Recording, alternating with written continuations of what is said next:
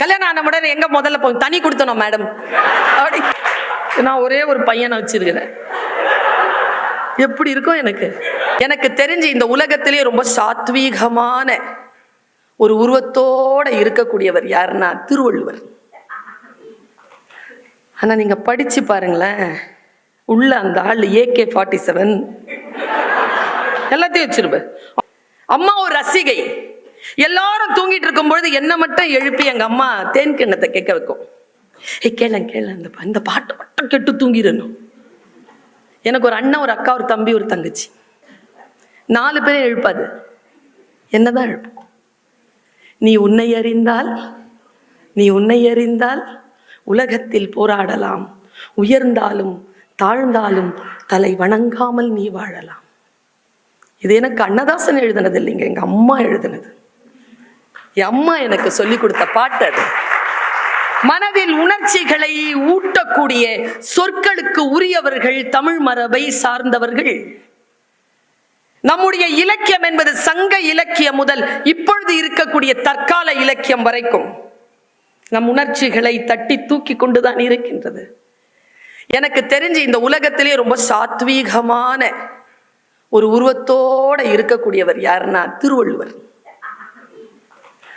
ஆனா நீங்க படிச்சு பாருங்களேன், உள்ள அந்த ஆள் AK-47 எல்லாத்தையும் வச்சிருப்பார், அணுகுண்டு வரைக்கும் வச்சிருப்பார். அது படிக்கும் பொழுதெல்லாம் வெடிக்கும், படிக்கும் பொழுதெல்லாம் சுடும். எனக்கு தெரிஞ்சு திருக்குறளை நாம் தேர்வுக்காக படிக்காமல் வாழ்க்கைக்காக படிக்க வேண்டும் என்கின்ற நிலை வருகின்ற பொழுது இன்றை விட அந்த நாள் இன்னும் அதிகப்படியான மேலதிகமான ஒரு பண்பாட்டுக்குரிய நாளாக இருக்கும் என்று நான் நம்புகிறேன். உணர்ச்சி வசப்பட வைக்கிற பல கவிதைகள் எனக்கு தெரியும். ஒரு பாட்டு சொல்றேன், உங்க மனசை நீங்க ஒரு கேமராவை ஆன் பண்ணுங்க. நிறைய நாள் அது ரெஸ்ட்ல இருக்கு, ரெஸ்ட்ல இருந்ததுனால ரெஸ்ட்ல இருக்கு. சரியா? முதல்லலாம் நம்ம புத்தகத்தை வாசிப்போம். அந்த குளத்துக்கரையில் ஒரு பெண் வெண்கல பானையோடு கால் நனைத்தாள். அவள் கால் நனைத்த பொழுது அவள் காலிலே அணிந்திருந்த கொலுசு சலசலத்தது. அப்படின்னா காட்சி வருது. இப்ப எல்லாம் பார்த்துடுறோமா? எங்க வருது காட்சி? அது ரெஸ்ட்ல இருக்கு, ரெஸ்டா இருக்கு. அதனால்தான் ஐன்ஸ்டீன் சொல்லுகிறான், imagination is more then knowledge. கற்பனை திறன் அறிவை காட்டிலும் மேலானது. எந்த ஒரு சமூகம் கற்பனை திறனில் அதிகமாக இருக்கிறதோ அந்த சமுதாயம் புத்தியில் சிறப்பாக இருக்கும். ராத்திரியில வெளிச்சம் வரணும்னு ஒருத்தன் கற்பனை செஞ்சாங்க, கண்டுபிடிச்சான்ல லைட். கற்பனை தான். வீரம்ன்றது என்னதுங்க? திட்டுறதா, அடிக்கிறதா, ரத்தம் பார்க்கிறதா? அது இல்லைங்க. எவன் ஒருவன் தன் கோபத்தை ஒரு 2 செகண்ட் அடக்கிறான், அவன் தாங்க வீரன். தாண்டி போயிட்டானா வன்முறையாளர், அடக்க முடியலன்னா அவன் வன்முறையாளர். அங்கதான் மேலாண்மை வருது, அங்கதான் இந்த நிர்வாகம் வருது. பாருங்க, ஒரு வீரனை காட்டுகிறார் வள்ளுவர். எப்படிப்பட்ட வீரர்கள் நாம் எல்லாம்? தமிழர்களுக்கு 2 கண்ணு, ஒண்ணு வீரம், ஒண்ணு காதல். 2 கண் தான். இங்க வீரம் இருக்கும், இங்க காதல் இருக்கும், அவ்வளவு. இந்த மரபு தான் நம்முடைய மரபு. இதில் பிழை வரக்கூடாது. எப்படிப்பட்டவன் அந்த வீரன் அப்படின்னு காட்டுறார். முன்னால் ஒரு யானை வருதுப்பா, பெரிய யானை, டஸ்கர், தொந்தத்தோட அப்படி முன்னால வருது. பகை யானை, கையில வேல் வச்சிருக்கான். அடிச்சிட்டான், பற்றுச்சு, யானை தள்ளாடுது. ஆனா அது விழல, கோபத்தோட இன்னும் வேகமா வருது. இன்னும் ஒரு வேல் இருந்ததுன்னா கொன்னுடலாம். வேலை தேடுறான், கையில அடிச்சான்ல, இப்படி அடிக்கும் போதே பகை மன்னன் இவன் நெஞ்சில் அடிச்சிட்டு இருக்கான், இவனுக்கு தெரியல. இப்படி ஒரு வீரனை காட்டுறாரு வள்ளுவர், திருவள்ளுவர். அவன் என்ன செஞ்சானா, அடிச்சிட்டு எழுதுறாரு பாருங்களேன், கைவேல் களிற்றோடு போக்கி வருபவன். நடந்து வராங்க, யானையை பார்த்து நடந்து வரான், யானையும் இவனை பார்த்து நடந்து வருது. கைவேல் களிற்றொடு போக்கி வருபவன் மெய்வேல். இங்க பாக்குற அட இங்க இருக்குதா இன்னொரு வேல், இங்க இருந்து பிடிச்சு சிரிச்சானா. மெய்வேல் பரியா நகும். இவன் அடிக்கிறதுக்கான வேல் தோட இங்க கிடைச்சிருச்சுடாங்க. தன் நெஞ்சு பிளந்து தான் உயிர் போகின்ற நேரத்தில் கூட பகைவனை அடிக்கக்கூடிய ஆயுதம் இதோ என்கிட்ட கிடைச்சிருச்சு என்று சிரிக்கின்ற வீரன் தமிழ் வீரன். இந்த வீரத்தை காட்டுகிறார் வள்ளுவர். சரி, இவ்வளவு வீரம் தானா? வேற இந்த ஆண் பெண் காதல், இன்னைக்கெல்லாம் அந்த மென்மை உணர்வு போயிடுச்சுன்னு நினைக்கிறேன். ஒரு ஐயா ரொம்ப வேகமா தலையாற்றார். போயிடுச்சுமா, பாதிக்கப்பட்டிருப்பார், போயிடுச்சுமா. ஒரு காதலன் காதலி உட்காந்து பேசிட்டு இருக்காங்க. எனக்கு ரொம்ப பிடிக்குங்க இந்த குரல், ரொம்ப பிடிக்கும் எனக்கு. நான் பாடத்துக்காக குரல் வகுப்பிலே நடத்தக்கூடிய பேரு பெற்றவள். குறிஞ்சி நடத்துறையா, மலையும் மலை சார்ந்த இடம், ஒழுக்கம், உரிபொருள் என்ன அது தெரிஞ்ச உன்னையும் கூப்பிடுறோம். சொல்லு, பிளேன்ல வந்தல்ல சொல்லு. கூடுதலும் கூடுதல் நிமித்தமும், புணர்தலும் புணர்தலும். இதை நான் 17 வயசு பொண்ணுக்கு எப்படி சொல்வேன் பாருங்க. டீச்சர் புத்தி. கல்யாணம் ஆகுது, முதல்ல ஃபர்ஸ்டா எங்க போவேன்? நான் கேட்டது எதுக்கு? ஹனிமூன்னு சொல்வா. ஊட்டி, கொடைக்கானல், ஏற்காடுன்னு மலைப்பகுதியை சொல்லுவா. மலைப்பகுதி என்பது ஆணும் பெண்ணும் சேர்ந்து இன்பம் தூக்கின்ற இடமாக தமிழர்கள் குறித்தாரும் சொல்லலாம் தானே சொன்னேன். அவ சொல்றா, ஹிஸ்டரி டிபார்ட்மெண்ட் சார். கல்யாணம் ஆன உடனே எங்க முதல்ல போய் தனி கொடுத்தோம் மேடம் அப்படி. நான் ஒரே ஒரு பையனை வச்சிருக்கிறேன். எப்படி இருக்கும் எனக்கு? தெளிவா இருக்கிறாளுங்க பெண்கள் கிட்ட. சில விஷயங்கள் இன்னைக்கு காணாம போயிடுச்சு. நான் சொல்றேனே, இந்த மாதிரி இடங்களுக்கு மனைவியை கூட்டிட்டு வாங்க, மகள்களை கூட்டிட்டு வாங்க, மகன்களை கூட்டிட்டு வாங்க. தமிழ் கேட்கட்டும், சும்மா கேட்கட்டும், புரியலன்னா பரவாயில்ல, கேட்கட்டும், வளர்ந்தா புரியும். இந்த நிலையில் ஒரு 2 பேர் உட்கார்ந்துருக்காங்க, ஒரு ஆணும் ஒரு பெண்ணும் உட்கார்ந்துருக்காங்க. பிரிவு. நீங்கெல்லாம் வெளிநாட்டுக்கு வரவங்க, உங்களுக்கெல்லாம் சொல்லி தெரியறது இல்லை. மனைவியோடு கணவனோடு வாழக்கூடியவர்கள், கொடுத்து வைத்தவர்கள், மனைவி அங்க விட்டுட்டு கணவர் அங்க விட்டுட்டு இங்க இருக்கிறவங்க ரொம்ப உண்மையிலேயே கஷ்டம்தான். இல்லை வேற ஃபோன் வேற வரும். ஒய்ஃபை பத்தி கொஞ்ச நேரம் பேசணும், ராத்திரி 10 மணிக்கு ஃபோன் பண்ணு, முடிஞ்சது, அவ்வளோதான். காலையிலேருந்து 2 பேர் உட்காந்து பேசிட்டு இருக்காங்க. இவர் சொல்றாரு, நான் போறேன்னு. நான் போயிட்டு வரேன், நான் போறேன், வேலைக்கு போறேன், வந்துடுறேன். ஒய்ஃப் சொல்றாங்க, அந்த காதலி சொல்றா, ரொம்ப சூப்பரான பாட்டுங்க அது, இதை விட காதலை சொல்லிட முடியுமான்னு தெரியல. எவ்வளவோ பேர் 1000கணக்கில் எழுதி குவிச்சிட்டாங்க. என் தாத்தா வள்ளுவம் பக்கத்துல கூட போய் நிக்க முடியல இந்த உணர்வுல. அவன் சொல்றா, போலன்னா எனக்கு சொல்லு. போறாங்கிறான், போலன்னா எனக்கு சொல்லு. ஏய் வந்துருவேண்டி, நீ வருவல்லன்னு சொல்றல்ல, அத நீ வரும்போது யார் உயிரோட இருப்பாங்களோ அவங்க கிட்ட சொல்லிட்டு போ. செல்லாமை உண்டேல் எனக்கு உரை, மற்றும் நின் வல் வரவு வாழ்வார்க்குறை. அவங்க கிட்ட போய் சொல்லு. அதுவும் நல்வரவு இல்ல, வல்வரவு. ஒரு பாட்டு சொல்றீங்க, எனக்கு ரொம்ப பிடித்தமான, ஆணும் பெண்ணுமாக இணைந்து இருக்கக்கூடிய அந்த காதல் இருக்குல்ல, அது ஐ திங்க் ஏதோ ஒரு நேரத்துல வயதோடு அது போயிருதோ. போகக்கூடாதுங்க.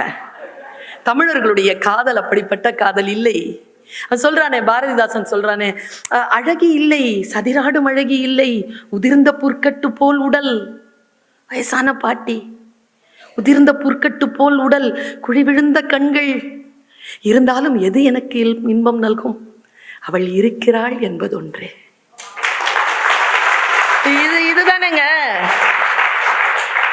இன்னொரு ஆண் பெண் காதல். இப்போ ஒரு காதல் சொன்னா, கல்யாணமாய் மூத்தது சொன்னா, இப்ப கல்யாணம் பண்ணி இருந்துகிட்டு இருக்காங்களே அந்த அந்த உறவை சொல்.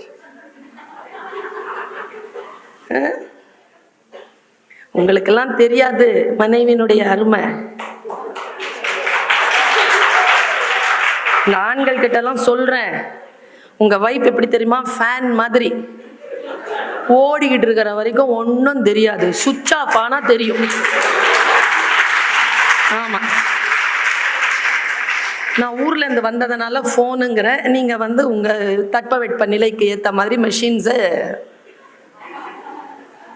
பாருங்க. பரணி இலக்கியத்துல ஒரு காட்சி சொல்லிட்டு போறேன், எனக்கு ரொம்ப பிடிச்ச காட்சிங்க அது. சில ஆண்கள் இருக்காங்க தெரியுமா, ரொம்ப லவ் பண்ணுவாங்க ஒய்ஃப. தசரதன் அப்படிதான். கைகேயி பண்ண லவ் எங்க தெரியுமா போய் நின்னுச்சு, போர்க்களத்துக்கு போனாலும் கூட்டு போவான், எங்க போனாலும் கூட்டு போவான். ஷாஜஹான் அப்படிதான் செஞ்சான். மும்தாஸா எங்க போனாலும் கூட்டிட்டு போவானா. அது என்னன்னு தெரியல, அது பழகிடும் போல இருக்கு அவங்களுக்கு. அது வைஃப் இல்லாம இருக்க முடியாதுன்னு பழகிடும் போல. இந்த ஆளுக்கும் அப்படிதான். பரணி இலக்கியம் ஜெயங்கொண்டார் எழுதுறார், கூட்டிட்டு போற. அந்த அம்மா பாசறையில இருக்கு. ஒரு காட்சியை சொல்றேன் பாருங்க, உங்க உணர்ச்சி எப்படி. ஒன்றும் இல்லை, அந்த அம்மா எங்க தெரியுமா இருக்கு, இப்ப நான் சொல்ல போற அம்மா உங்க வீட்டுல இருக்குது. இப்படி அப்படின்னு பார்க்க கூடாது, வீட்டுல இருக்குது. நம்ம எல்லாருமே ஹீரோயின்ஸ இது எல்லாரும் வெளியில பாக்குறோம், வில்லிகளை மட்டும் வீட்டுல பாக்குறோம். அப்படி இல்லை, அப்படி இல்லை. கெட்டதா ஏதாவது இருந்தா அது உடனே இவங்க மேல பார்ப்போம். அது உண்மையிலேயே அது சாமி தான். அது நம்ம வீட்டுல இருக்கிற சாமி தான் நம்ம மனைவி. ஆமாவா இல்லையான்றத சுகி சிவம் சார் கிட்ட கேட்டு பார்ப்போம். ஆமா, நேத்து கூட டிக்ளரேஷன் கொடுத்தாரு. களமாடி கொண்டிருக்கிறான் கணவன், போருக்கு அமிச்சிட்டா. இவ பாசறையில இருக்கா. போர்னா தெரியும் இல்லைங்க, பயங்கர கலாட்டல் அப்படி நடக்கும். போர் நடந்துகிட்டே இருக்கும் பொழுது இவ பாக்குறா. பாருங்களேன், கண்ணதாசன் ரொம்ப அழகா எழுதுவான். 1000 பார்வையிலே, அதுதான் 1000 பார்வையிலே உன் பார்வையை நான் அறிவேன், உன் காலடி ஓசையிலே உன் காதலை நான் அறிவேன், அந்த காற்றினில் நான் கலந்தேன், உன் கண்களை தழுவுகின்றேன். என்ன லவ். இவ உட்கார்ந்து பார்த்துட்டே இருக்காங்க. அத்தனை பேருடைய களம் ஆடிக்கிட்டே இருக்கிறாங்க. எவனோ ஒருத்தன் வேலை தன் புருஷன் மேல பாய்ச்சிட்டான். இவ பார்த்துட்டாங்க. அத பார்க்க முடியுமா? பார்க்க முடியுங்க. அதுதாங்க பெண். இது உங்களுக்கு புரியவே புரியாது. அந்த ஸ்பாட்ல தான் அவளுக்கு தெரியும் அவ யாரு அப்படிங்கறத. பார்த்துட்டாங்க. பார்த்துட்டு ஓடி போறாளாம். களத்துக்கிட்ட போயிட்டு ஜெயங்கொண்டார் எழுதுவார், போயிட்டு தன் கணவன் இப்படி இப்படி சாயிறாங்க. ஏங்க, குத்திட்டு சாஞ்சா எவ்வளவு நேரம் ஆகும்? அதுக்குள்ள போயிட்டாங்க. பேய் படம் பார்த்திருக்கீங்களா? அங்கதான் இருக்கும் பேய். திரும்பி படுத்துரும், ஜுப்புன்னு இங்க நிக்கும்ல, அப்படி நிக்கிறா. என்ன பண்ணிட்டா, தன்னுடைய உடம்பால தன் புருஷன் உடம்ப தாங்கிட்டு விழுந்துட்டா கீழே. அவன் முன்னால செத்துட்டான். இவ்வளவுதான் காட்சி. இந்த காட்சியை சொல்றேன் பாருங்க. தன் கணவன் உடலை மண் மகள் தழுவாள் முன் தன் உடலால் தாங்குவாளை காண்மின் காண்மின். சரியா? இதுல ஆண்களுக்கு ஒரு வசதி இருக்கு. என்ன வசதினா, போர்க்களத்துல செத்து போனீங்கன்னா வானத்துல விண்ணாட்டு பெண்கள் உங்களை அரவணைத்துக் கொள்வார்கள். ரம்பை, ஊர்வசி, இன்னொருத்தியார் பேராசிரியர் சொல்ல கம்முன்னு இருந்துட்டார். மேனகை, திலோத்தமை எல்லாரும் கூப்பிடுவாங்கல்ல. இவ என்ன சொல்றா, என் புருஷன் தான், ஆனாலும் மண்ணுன்றவ பெண் இல்ல, அதனால என் உடம்பால அவனை தாங்கிட்டேன். இவன் செத்துட்டானா அங்க போய் விண்ணாட்டு பெண்கள் எழுதுறாரு பாருங்க. விண்ணாட்டு மகளிர் தன் கொழுநன் உயிரை புணரா முன்னம் தன் ஆவி ஒக்க விடுவாளை காண்மின் காண்மின்.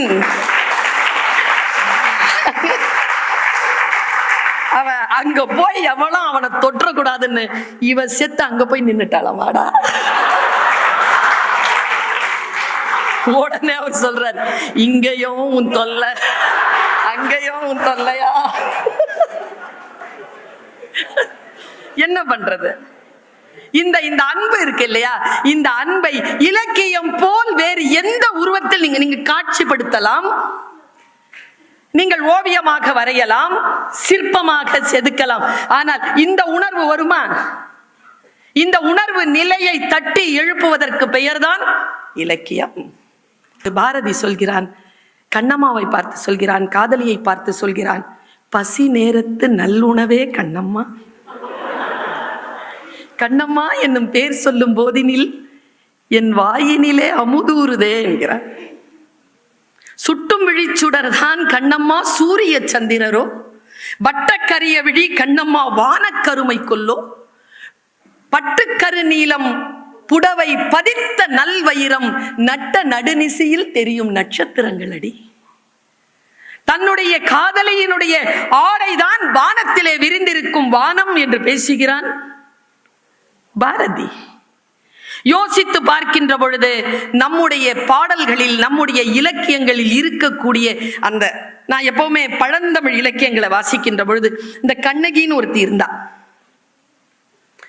எல்லாரும் சொல்லுவாங்க, அவ மதுரையை எரிச்சா, அவ அப்படிதான் நிக்கிறா, அந்த கோலத்துல தான் நிக்கிறா, அவ அதுக்கு தானே புகழ். நான் சொல்றேன், சீதை எதுக்கு புகழ்? தன்னுடைய கணவனுக்கு நல்ல மனைவியாக இருந்தாள் என்பதற்காகத்தானே புகழ். நான் 2 பார்வையும் வித்தியாசமா பார்க்கிறேன். சீதை போல் ராமனை காதலித்தவர்கள் வேறு கிடையாது. அவ காதலி தான். சீதை ஒரு காதலி, ராமனின் காதலி சீதை. அதே மாதிரி கண்ணகி ஜெயித்த இடம் புறம் இல்ல, அகம். அகத்துல ஜெயித்தா கண்ணகி. கணவன் கேட்கிறான், பேர் என்ன, கேவலன், கோவலன். கோவலன் வந்தானா 12 வருஷங்க, 12 வருஷம் யாரோடைய போய் வாழ்ந்திருக்காங்க. இவளுக்கு 12 வயசுல கல்யாணம், இவன் திரும்பி வரும்போது இவளுக்கு 24 வயசு. அந்த காலத்துல 30 வயசு 35 வயசுக்கு மேல உயிரோடு இருக்க முடியாது. அவ்வளவுதான் லைஃப் ஸ்பேன். முக்கால்வாசி வாழ்க்கை முடிந்து போனது. இப்பவே 24 வயசுல வீட்டுல பொண்ணு இருந்தா இன்னும் கல்யாணம் ஆகலையான்னு கேட்பாங்க. இந்த 21ஆம் நூற்றாண்டு. அப்போ பாருங்க, நின்னானே, நின்ன அந்த ஆளு மாதவிக்கு புள்ள பெத்துட்டு வந்திருக்காங்க. எப்படி இருக்கும் இந்த பெண்ணுக்கு?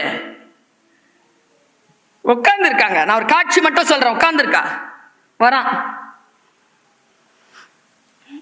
எப்பவுமே மாசம் மாசம் ஆள் தான் வருவான். 1008 பொன் களஞ்சியம், 1008 சவரன்ஸ் டெய்லி. 12 வருஷம் கொடுத்துருக்கான் மகாபாவி. சித்ராபதிக்கு, மாதவியுடைய அம்மாக்கு. காலி ஆயிடுச்சு, சொத்து காலி ஆயிடுச்சு. நிக்கிறான் இந்த அம்மா. இப்ப கண்ணகி காட்சிப்படுத்திக்கோங்க. கண்ணகி உட்கார்ந்துருக்கா. எங்கேயோ பார்த்த மாதிரி இருக்கு. வீட்டுக்குள்ள எப்படி இப்படி வரமாட்டாங்களே. அவன் இப்படி பார்க்கறான். அவளுக்கு கரு வரி ஓடிய கண்கள், அழுது அழுது மை கரைஞ்சி கருப்பா ஓடிட்டு இருக்கு. மாதவிக்கு செவ்வரி ஓடிய கண்கள். அவன் உணர்ச்சி வசப்பட்டு பாட்டு பாடி டான்ஸ் ஆடி அவளுக்கு செவ்வரி, இவளுக்கு கருவரி ஓடிய கண்கள். 12 வருஷம் உட்கார்ந்துருக்கா, எங்கேயும் போல, இப்படி உட்கார்ந்துருக்கா. அவன் வரான். இதெல்லாம் சொல்லி கொடுக்க மாட்டாங்க நமக்கு. தேரா மன்னா செப்புவது உடையன், மதுரையை எரிச்சா, மதுரை எரிச்சா. ஏய், அவன் மதுரையை எரிச்சதுக்கு முன்னால ஒண்ணு செஞ்சிருக்கா, அதை சொல்லி கொடுங்க.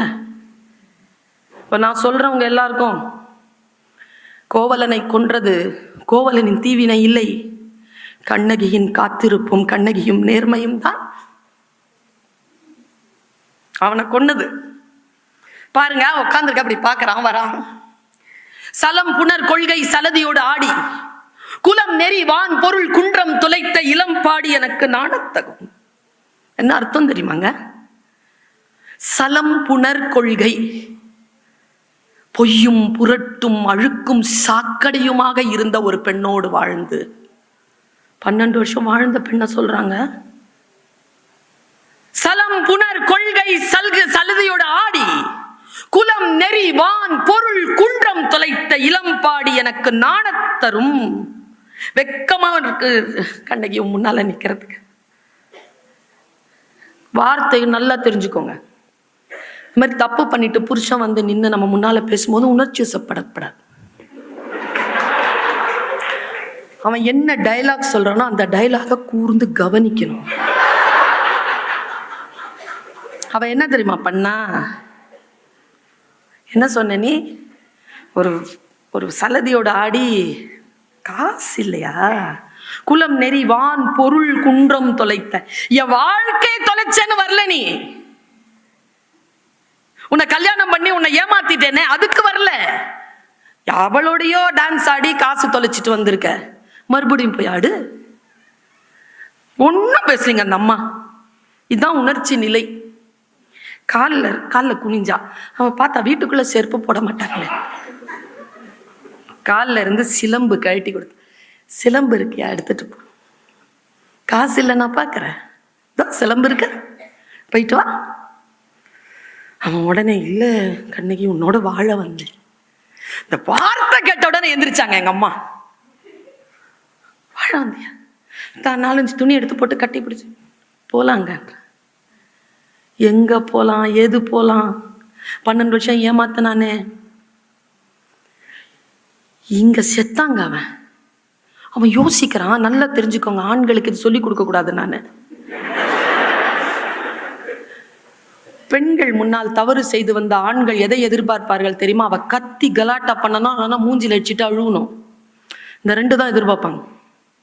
ஒண்ணு சத்தம் போட்டு சட்டை கிழிக்கணும், இல்லைன்னா தான் அடிச்சுக்கிட்டு அழுவணும். 2மே செய்யல அவன்.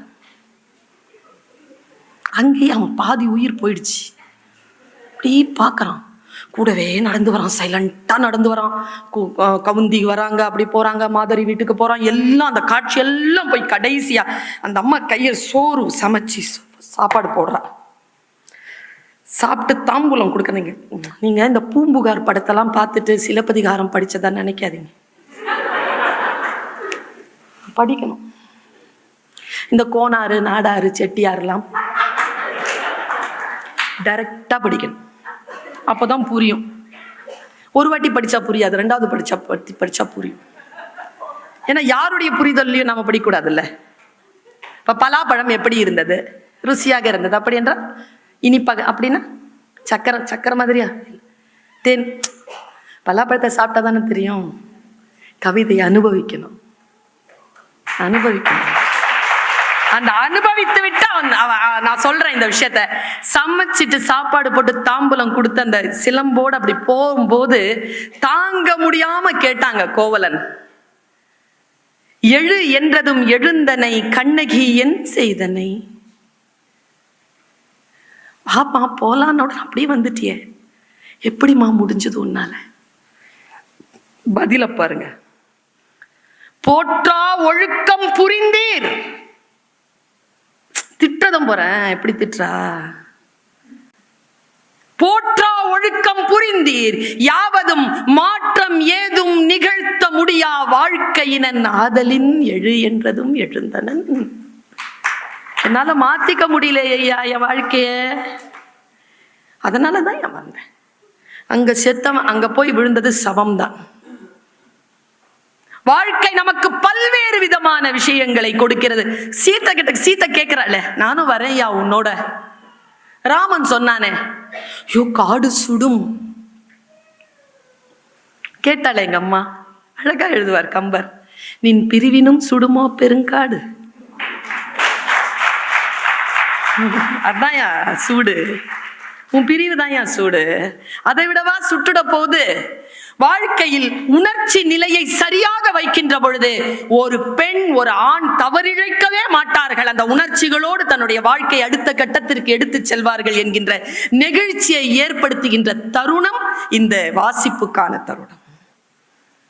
இப்ப பிள்ளைகள் நல்லா எழுதுறாங்க.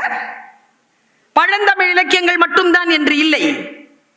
சில பேர் இருப்பாங்க, in 1942 in 2023 சூப்பர் சூப்பரா எழுதுறாங்க.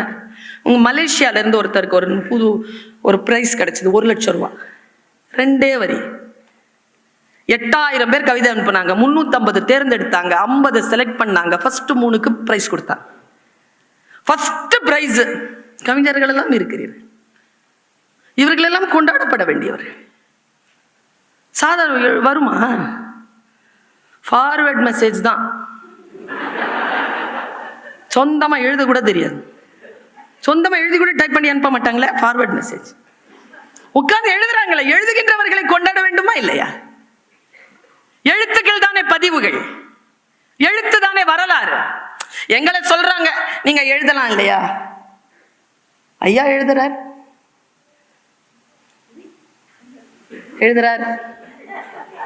நானும் எழுதுறேன். ஆனால் எழுத்தாளர்கள் என்கின்ற புகழ் பெற்ற அந்த என் பேச்சு இன்னைக்கு பதிவாகி கொண்டிருக்கிறது. இன்னும் ஒரு 400 500 ஆண்டுகள் ஆனாலும் அழிய முடியாத அளவிற்கு அது டிஜிட்டல்ல பதிவாயிட்டு இருக்கு. அதனால் பேச்சு முக்கியம்தான், எழுத்து முக்கியம் என்று இல்லை, பேச்சு முக்கியம்தான். அதுவும் இலக்கியத்திற்கான மிகப்பெரிய ஒரு தரவு தான். பாருங்க, ஃபர்ஸ்ட் பிரைஸ் வாங்கின ஒரு கவிதை. நான் எப்பவுமே இது மேடைகள்ல சொல்லும் போது அவை அலர்ட்டா இருந்தா 10 செகண்ட்குள்ள கைத்தட்டல் வரும். ஏன்னா அப்பதானே கவிதை புரிஞ்சாதானே கைத்தட்டல் முடியும். ஜோக்கும் கவிதையும் புரியணுங்க. தெரியணும் உங்களுக்கு அந்த ஜோக்கு. சிங்கம் கரடியை தண்டிக்கணும்னு முடிவு பண்ணிட்டு கூட்டிட்டு வந்து ஜோக் சொல்லுச்சு. கரடி நின்னுச்சு. அது ஆமையை கொண்டாந்து உட்காரச்சு, இது சிரிக்கணும், இது சிரிக்கல உனக்கு அடி. ஃபர்ஸ்ட் ஜோக் சொல்லிச்சு, ஆமா கம்முன்னு இருந்துச்சு, ஒரே அடி. 2வது ஜோக் சொல்லிச்சு, 3வது ஜோக் அடியில மயங்கி விழுந்துருச்சு கரடி. இப்போ சிரிக்குது ஆமா, ஏன்னா அதுக்கு ஃபர்ஸ்ட் ஜோக்கே இப்பதான் புரிஞ்சிருக்கு.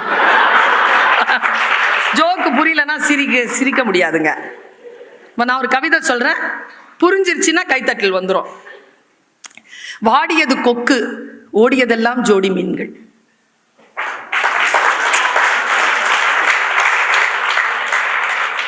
புரிஞ்சிருச்சா?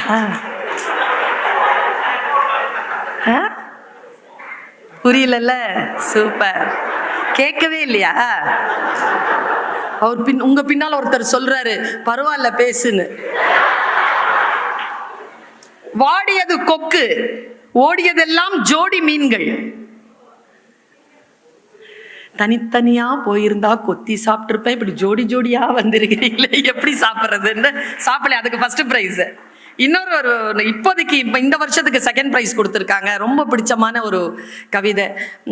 மாட்டை தொலைத்தவன் தேடுகின்ற திசையெல்லாம் மணியின் ஓசை. ஒரு மாதிரி ஆயிடுச்சு எனக்கு. இன்னொரு கவிதை, அந்த ஆட்டு மந்தையில் பிரிந்து போன ஒற்றை ஆட்டின் பாதை சரியாக கூட இருக்கலாம். Third prize. சுள்ளி பொறுக்கிய சிறுமிக்கு இறகை உதிர்த்து விட்டு போனது மயில். என்னை போலவே நடித்து காட்டுகிறது என் நிழல். உடைந்த பானையின் சில்லுகளில் மிச்சம் இருக்கிறது கொஞ்சம் நீர். அந்த இடுகாட்டிற்கு உயிர் தந்தது ஒரு பிணம். ஊதுகுழல் இசைக்கிறாள் அம்மா, நடனம் ஆடுகிறது நெருப்பு. பசித்த மீன்களுக்கு இரையாக போவதில்லை குளத்தில் மிதக்கும் நிலவு. நான் இது ஒரு பாட்டு சொல்றேன், புரிஞ்சிட்டீங்கன்னா இன்னைக்கு நைட்டு தூங்க மாட்டீங்க. சில கவிதைகள் என்ன தூங்க விடாது. பாருங்க, பனி படர்ந்த கண்ணாடி, கண் வரைந்தேன், வடிந்தது கண்ணீர்.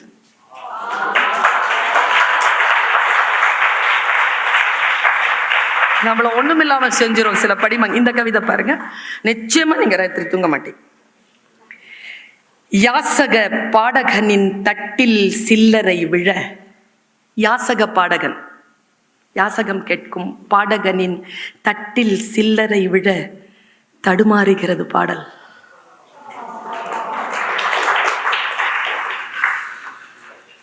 தூக்கத்தில் புன்னகைக்கும் குழந்தையின் முகம் கடவுளின் முகம். நேற்றைய சண்டையை மறந்து புன்னகைக்கிறது எதிர் வீட்டு குழந்தை. தண்டவாளங்கள் சந்தித்துக் கொண்டன பழைய இரும்பு கடையில். புத்தலோடு தான் நெய்வார்களோ அப்பனின் பனியன்களை.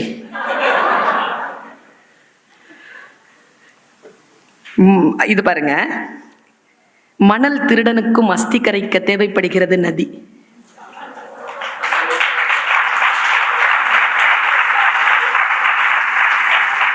கடைசி மூச்சில் என்னையே பார்த்த ஆடு என்ன கேட்டிருக்கும்? இங்க பாருங்க, மழைக்கு பின், மழையின் பின்னிரவில் மழைக்கு பின் கம்பியில் சிறிது ஓடி ஒத்திகை பார்க்கிறது துளி நதி.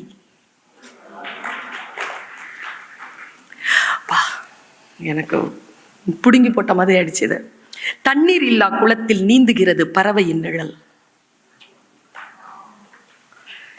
நூலருந்த பட்டம் பதற்றத்துடன் கை நீட்டுகிறது மரம். அடுத்து யாருக்கு பிறந்த நாள்? ஏக்கத்தோடு எதிர்பார்க்கும் காப்பக குழந்தைகள்.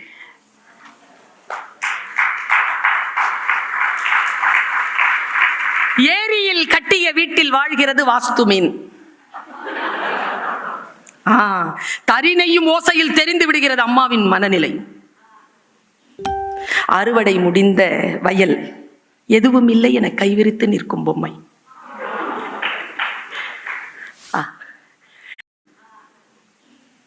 அறுவடை முடிந்த வயல் எதுவும் இல்லை. தரிணையும் ஓசையில் தெரிந்து விடுகிறது அம்மாவின் மனநிலை. அறுவடை முடிந்த வயல் எதுவும் இல்லை என கைவிரித்து நிற்கும் பொம்மை. நிரம்பிய குளம் சற்றே ஓய்வெடுக்கும் கோபுர நிழல். நின்றுகிட்டே இருக்குல்ல, அது எவ்வளவு காலமா நிக்குது. நான் இப்படி சொல்றேங்க, இந்த பிரபஞ்சம் நம்மை கவனித்துக் கொண்டிருக்கிறது. இந்த பிரபஞ்ச சக்தியின் மீது நம்பிக்கை கொண்டவர்கள் தான் நாம் எல்லோரும். இறை பக்தி இருக்கலாம், இல்லாமல் போகலாம். ஆனால் பிரபஞ்ச சக்தியின் மீது, அது சொல்லுவாங்க இல்லையா, law of attraction. Law of attraction ஒண்ணு இருக்குங்க. அதன் பக்கத்திற்கு நம்மை கொண்டு செலுத்துவதுதான் கவிதைகள். நம்மை நம் நிலையில் நிறுத்தி வைக்கக்கூடிய ஆற்றல் இலக்கியங்களுக்கு உண்டு.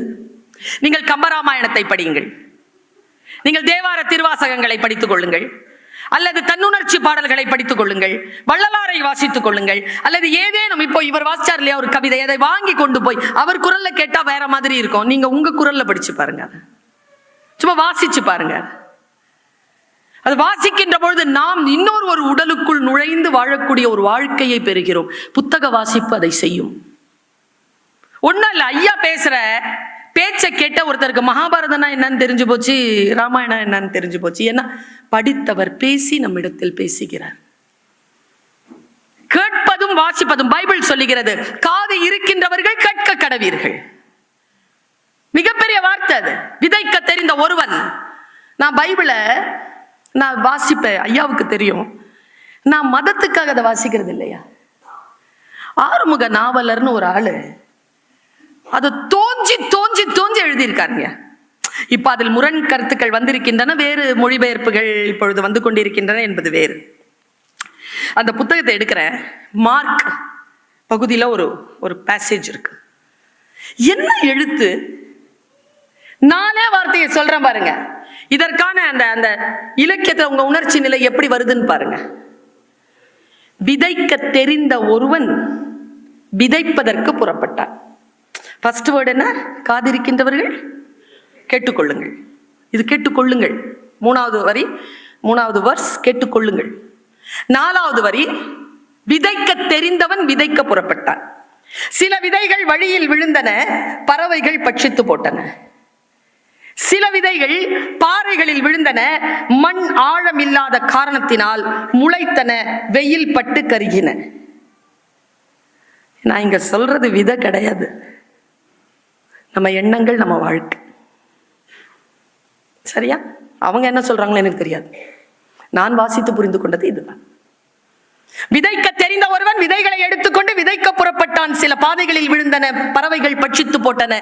சில விதைகள் பாறையில் விழுந்தன, மண் ஆழம் இல்லாத காரணத்தினால் விரைவில் முளைத்தன, வெயில் பட்டு கருகின. சில விதைகள் முட்களில் விழுந்தன, முட்கள் நெருக்கடித்து இல்லாமலாகின. சில விதைகள் நல்ல நிலங்களில் விழுந்தன, ஒரு விதை 30ஆகவும் ஒரு விதை 60ஆகவும் ஒரு விதை 100ஆகவும் போகம் அளித்தன. காது இருக்கின்றவர்கள் கேட்க கடவீர்கள். இது கடவீர்கள், ஃபர்ஸ்ட் கேட்டுக்கொள்ளுங்கள். இது கடவீர்கள், கண்டிப்பா நீங்க கேட்டுதான்.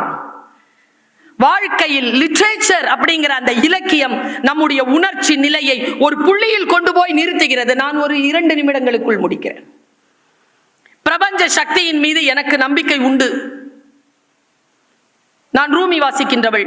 ரூமி சொல்கிறார், நீ எதை தேடிக்கொண்டிருக்கிறாயோ அது உன்னை தேடிக்கொண்டிருக்கிறது. இதை போய் நான் ஒரு 17 வயசு பசங்களுடைய கூட்டத்தில் சொல்லிட்டேன். ஒருத்தன் எழுந்து நின்னு கத்துறான், நிஜமாவா மேடம்? நம்பலாமா மேடம்? நான் எதை தேடிக்கொண்டிருக்கிறேனோ அது என்னை தேடுகிறதா?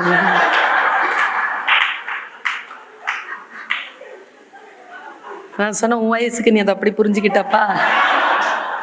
ஒன்றும் இல்லைங்க, படிக்கட்டு இறங்கும்போது பல பேருக்கு விழுந்துருவோமோன்னு பயம் இருந்துச்சுன்னு வச்சுக்க, சத்தியமா ஒரு நாள் விழுவீங்க. நீ எதை தேடுகிறாயோ அது உன்னை தேடுகிறது, எதுவாக இருந்தாலும். அதனால்தான் எண்ணங்களின் பலத்தை மிக நிதானித்துக் கொள்ள வேண்டும். அந்த நிலையை நிதானிக்க செய்வதற்கான ஒரு அற்புதமான கருவிதான் லிட்ரேச்சர். அது நம்மை ஒருநிலைப்படுத்துகிறது, இங்கேயோ அங்கேயோ போக விடாமல் சமநிலைப்படுத்துகிறது. நான் ஒரு நடந்த ஒரு செய்தியோடு நிறைவு செய்யறேன். சமீபத்தில் ஒரு Facebookல ஏதோ ஒரு ரேண்டமா படிச்சிட்டு இருந்தேன். என் வாழ்க்கை மாற்றி போட்ட ஒரு செய்தி. அது யாருடைய வாழ்க்கையில் நடந்ததுதான். அதை ஏன் நான் ஒரு பேச்சாளராக நின்று உலகமெல்லாம் பரப்பும்படியாக சொல்லிக் கொண்டிருக்கிறேன்? அது அவர்கள் வாழ்க்கையில் நிகழ்ந்திருந்தாலும் நம் வாழ்க்கையில் ஏதேனும் மாற்றத்தை நிகழ்த்தும் என்பதற்காகத்தான்.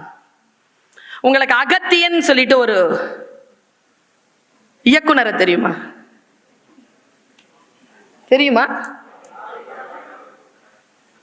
இப்போ ஒரு சமீபத்தில் ஒரு படம் வந்தது, ரொம்ப ஃபேமஸான படம். இப்போ ஒரு 10 நாளைக்கு முன்னாடி. அதுக்கு முன்னால ஒரு படம் வந்தது.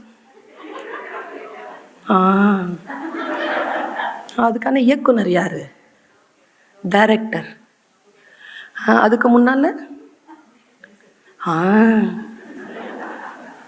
நம்ம நாட்டில் இஸ்ரோன்னு ஒன்று இருக்குது. அதனுடைய டைரக்டர் பேர் என்ன? ஒன்று சொல்கிறேன் தம்பி, யாரை தெரிஞ்சு வச்சுக்கோ தெரியுமா? இப்போ நீ சொன்னல 2 டைரக்டர், அவங்கள நீ தெரிஞ்சு வச்சிருந்தனா அவங்க நிறைய சம்பாதிப்பாங்க. இப்போ நான் சொன்னல ஒரு வார்த்தை, சோம்நாத்னு ஒருத்தர் இருக்கிறார். அவரை பற்றி தெரிஞ்சுக்கிட்டனா நீ வளர்வ, நீ வாழ்க்கையில் பல விஷயங்களை சம்பாதிப்பாய், பயணம் செய்வாய், புகழ் பெறுவாய், பதவி பெறுவாய். யாரை தெரிந்து வைத்திருக்க வேண்டும் என்பதிலேயே நாம் கவனம் கொள்ள வேண்டும். சில பேரை பிரபலமாக்கவே கூடாது. அதான் தமிழ் ஏன் பிரபலமா இருக்கு? சீரிழமை திறம்பியந்து செயல் மறந்து வாழ்த்துதுமே தானே. வாழ்த்து அவ இருக்கிறதுலேயே மூத்தவள், இருக்கிறதுலேயே கன்னி, இளமையுடன் இருப்பவள். எப்படி இது சாத்தியம்? பேசிக்கொண்டே இருந்தால் அவள் கன்னியாகத்தான் இருப்பாள். யாரையாவது ஒழிக்கணும்னு முடிவு பண்ணிட்டீங்கன்னா அவங்கள பத்தி பேசுறத நிறுத்திடுங்க. அவ்வளவுதான். பெரிய விஷயத்தை நான் சொல்றது புரியும் பொழுது வாழ்க்கை கடந்து போயிருக்கும். பாருங்க, அகத்தியன் ஒரு குறிப்பு போடுறார். அவர் சென்னைக்கு வந்து மிக சிரமப்பட்ட ஒரு காலம். எல்லா டைரக்டர் கிட்டையும் கதை கொடுத்துட்டு வெயிட் பண்ணிட்டு இருந்த காலத்துல அவங்க அப்பா இறந்துட்டதா செய்தி வருது. செய்தி வந்த உடனே அவருக்கு என்ன பண்றதுன்னு தெரியல. எல்லார்கிட்டையும் காசு வாங்கி ஒரு 1000 ரூபாய் கிட்ட தேத்தி ஊருக்கு போயிட்டு சாவுக்கு போயிட்டு வந்துட்டார். 16வது நாள் போகணும். 1500 ரூபாய் இல்லாம சாங்கியம் பண்ண முடியாது, அந்த ஊர்ல கால் வைக்க முடியாது, அவர்கிட்ட இல்லை. அவர் என்ன பண்றார், தனக்கு தெரிஞ்சவங்க வீட்டுக்கு போலான்னு முயற்சி பண்ணி, மணிவண்ணன் சார், அவங்க இப்ப இல்லை, உயிரோட இல்லை, அந்த ஐயா வீட்டுக்கு போறார். நல்ல திறன் சார்ந்த கொள்கையாளர், நல்ல நடிகர், நல்ல இயக்குனர், நல்ல படிப்பாளி. அவர் வீட்டுக்கு போய் கதவு தட்டுறார். உள்ள அப்பா இறந்துட்டாரு சார், உட்காருப்பா முதல்ல உட்காருன்னு தண்ணிலாம் கொடுத்து, அகத்தியன் ரொம்ப அழகா அந்த போஸ்ட் போட்டிருக்கார். உட்கார வச்சு கேட்டாரா, நான் என்ன செய்யணும்ப்பா? சார் உங்ககிட்ட நான் ஒரு கதை கொடுத்துருக்கேன்ல.